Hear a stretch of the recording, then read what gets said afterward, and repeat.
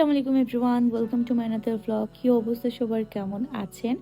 আজকের ব্লগটা হচ্ছে 31st নাইটে আমরা কি কি করেছি সবকিছু নিয়ে। প্রত্যেকবার এই দিনে কোথাও না কোথাও ঘুরতে চলে যায়, বাট এবার আনফরচুনেটলি যেতে পারিনি শুধু আমার বোনের জন্য, ওর এক্সাম থাকার কারণে। বাই দ্য ওয়ে, এই পুরোটা ওয়াল পেন্টিংটা আমি করেছি।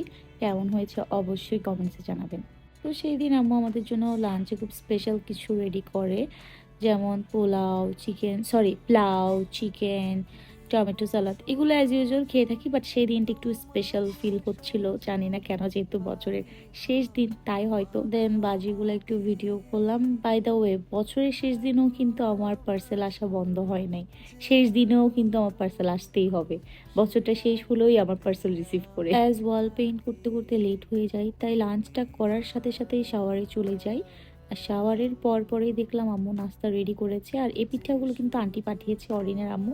থ্যাংক ইউ সো মাচ, খুব মজা ছিল। আর এদিকে আমরা একটু ভিডিও ক্লিপ নিয়ে নিই, আর সাথে সাথেই চলে যাই ছাদে বারবিকিউ জোনে, কারণ আমরা বারবিকিউ করব প্ল্যান করেছিলাম ফ্রেন্ডস অ্যান্ড কাজিনরা মিলে। দেন চিকেনগুলোকে রেডি করতেছিলাম বারবিকিউর জন্য।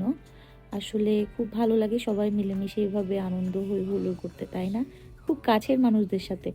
তারপরে হচ্ছে এই যে এই এই টাইমটা না আমার একদম অপছন্দের, আমার একদমই ভালো লাগে না, কিন্তু কি করার, করতে তো হবে। সবাই মিলে যেহেতু করতেছি বারবিকিউ পার্টি। দেন ফাইনালি আমাদের রেডি বারবিকিউ। খাওয়া দাওয়া করে খুব কিউট কিউট ভিডিও ক্লিপ নিচ্ছিলাম আমার করা ওয়াল পেইন্ট নিয়ে। কেমন হয়েছে অবশ্যই জানাবেন। আর সেদিন কি আর বলবো, যত রাত হচ্ছে তত যেন ঠান্ডা বেড়েই যাচ্ছে, কিন্তু এনজয়ও করতেছিলাম আমরা সবাই মিলে।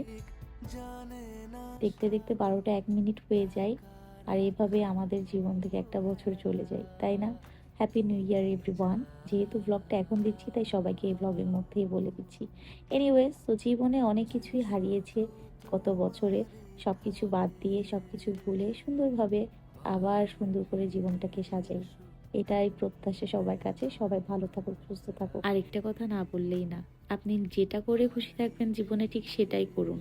মানুষ কি বলবে না বলবে এত কিছু শোনার কোনো দরকার নেই, কেননা জীবনটা আপনার, মানুষের না। সুতরাং মানুষের কথায় কান্না দিয়ে জীবনে এগিয়ে যান। ঠিক সেটাই করুন যেটা আপনার করতে ইচ্ছে করে, আর ন্যায়ভাবে, শালীনভাবে। এটাই হচ্ছে আমার লাস্ট কথা। সবাই ভালো থাকবেন, সুস্থ থাকবেন, জীবন একটাই, সুন্দরভাবে উপভোগ করুন এবং ন্যায়ভাবে উপভোগ করুন। সবাইকে হ্যাপি নিউ ইয়ার আবারও।